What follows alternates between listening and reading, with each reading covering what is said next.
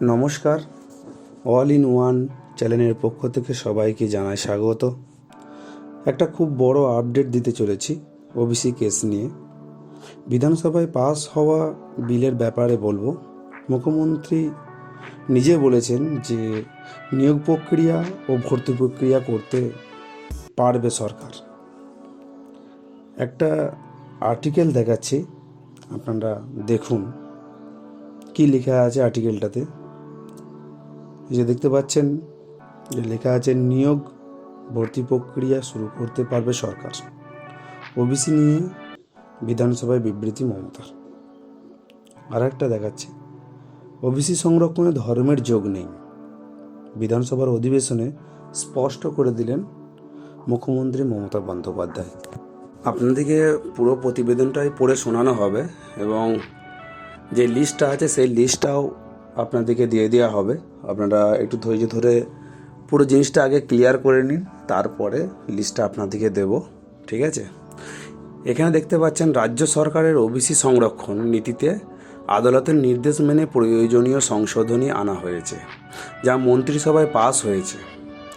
বিধানসভার বাদল অধিবেশনে দ্বিতীয় দিন সেই সংশোধনী নিয়ে মুখ্যমন্ত্রী মমতা বন্দ্যোপাধ্যায় বক্তব্য পেশ করতে উঠলেই হট্টগোল করে তা বাতিল করে দেওয়ার চেষ্টা চালায় বিরোধীরা। বিজেপি বিধায়করা বিরোধী দলনেতা শুভেন্দু অধিকারীর নেতৃত্বে ওবিসি সংরক্ষণে বিশেষ ধর্মকে প্রাধান্যর ভুয়ো দাবি তুলে বিধানসভায় অরাজক পরিস্থিতি তৈরির চেষ্টা চালায়। সেইখানেই মুখ্যমন্ত্রী স্পষ্ট করে দেন ওবিসি সংরক্ষণ নীতির সঙ্গে ধর্মের কোনো সম্পর্ক নেই।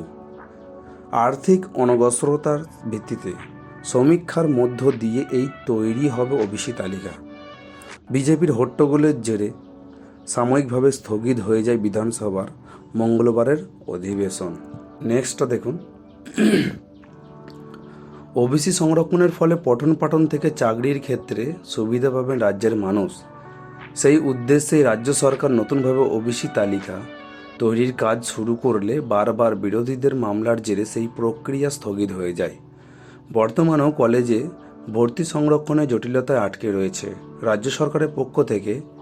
তাই দ্রুত সেই সমস্যার সমাধানের জন্য আদালতের নির্দেশ মেনে শুরু হয়েছে সমীক্ষার কাজ। সেই প্রসঙ্গে মঙ্গলবার বিধানসভায় মুখ্যমন্ত্রী জানান, ওবিসি নিয়ে কলকাতা হাইকোর্ট একটি রায় দেয়। তার ফলে অনেকেই ওবিসি তালিকা থেকে বাদ পড়েন। এর ফলে বিপদে পড়েন রাজ্যের চাকরি প্রার্থীরা। কলকাতা হাইকোর্টের রায়ের বিরুদ্ধে সুপ্রিম কোর্টে মামলা করেছে রাজ্য। সেই মামলা বিচারাধীন। সেই নির্দেশ অনুযায়ী সমীক্ষা চলছে। নির্দিষ্ট সময়ের মধ্যেই সমীক্ষা শেষ হয়ে যাবে বা শেষ হবে। দেখুন, মুখ্যমন্ত্রীর বক্তব্যে রাজ্যের উন্নয়নের বার্তা স্পষ্ট হতেই বিরোধিতার পথে বিজেপি বিধায়করা ধর্মের জিগির তুলে বক্তব্যকে বাধা দেওয়ার চেষ্টা চালিয়ে যান বিজেপি বিধায়করা। সেখানেই মুখ্যমন্ত্রী ফের স্পষ্ট করে দেন, ওবিসি সংরক্ষণের সঙ্গে ধর্মের কোনো সম্পর্ক নেই। এই সমীক্ষা আর্থিক অনগ্রসরতার ভিত্তিতে হয়েছে। যারা আর্থিকভাবে খুব পিছিয়ে পড়ছেন তাদের ওবিসি এ তালিকাভুক্ত করা হয়েছে এবং যারা কম পিছিয়ে তাদের ওবিসি বি এ তালিকাভুক্ত করা হয়েছে। মোট 140টি সম্প্রদায়কে তালিকার অন্তর্ভুক্ত করা হয়েছে। ওবিসি এ বিভাগে রয়েছে 49টি এবং ওবিসি বি বিভাগে রয়েছে 91টি শ্রেণী রয়েছে, যার মধ্যে 61টি শ্রেণী রয়েছে হিন্দু সম্প্রদায়ের এবং 79টি শ্রেণী রয়েছে সংখ্যালঘু সম্প্রদায়ের। তাহলে 79 আর 61 হয়ে যাচ্ছে, তো 140 হয়ে যাচ্ছে আপনার। তো তারপর কি বলছে, আরও 50টি শ্রেণী এই তালিকাভুক্ত হবে। সমীক্ষা চালানো হচ্ছে, বিভিন্ন প্রক্রিয়া এতদিন বন্ধ ছিল, এবার সার্টিফিকেট পাওয়া শুরু হবে। অর্থাৎ এই আপনার প্রক্রিয়াটা সম্পূর্ণ হয়ে যাওয়ার পরে এই যে লিস্টটা বেরিয়ে গেল, এরপর আপনারা সার্টিফিকেটের জন্য নতুন করে আবেদন করতে পারেন বা পারবেন। তো নতুন করে সার্টিফিকেট আবার ইস্যু হবে আপনাদের জন্য। তো বন্ধুরা, ফাইনালি আমরা লিস্টে চলে এলাম, ঠিক আছে? লিস্টটা দেখুন, এই যে দেখতে পাচ্ছেন ডেটটা হচ্ছে রিসেন্টকার ডেট, ঠিক আছে?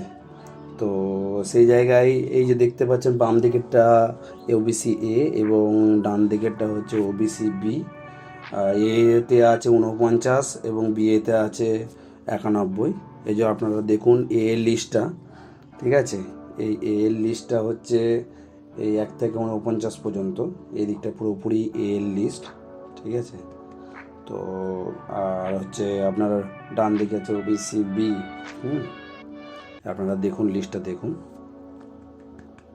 তো এটা ফলাফলটা কিন্তু খুব সহজভাবে আসে না, ফলাফলটা অনেক পরিশ্রমের ফল। এটা অনেক মানুষ এটার জন্য অনেক পরিশ্রম করেছে, ঠিক আছে। তো পরিশ্রম করে আমাদের আপনাদের সবারই উপকার করেছে। তো সেই জায়গায় এইভাবে পাশে থাকবেন, ঠিক আছে। সাবস্ক্রাইব করে রাখুন চ্যানেলটাকে, ভবিষ্যতে এই অল ইন ওয়ান চ্যানেলে সমস্ত কিছু আপনারা আপডেট পাবেন, ঠিক আছে। ঠিক আছে, বাই, ভালো থাকবেন।